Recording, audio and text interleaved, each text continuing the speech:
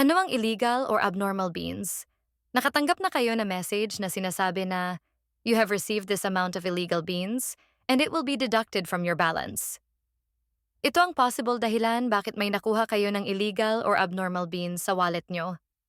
Una, may supporter kayo na nag-recharge ng diamonds gamit ng credit card at pagkatapos ng ilan araw or linggo sinansel, yun recharge, o may nagnakaw sa card number, tapos sinansel ng original na owner.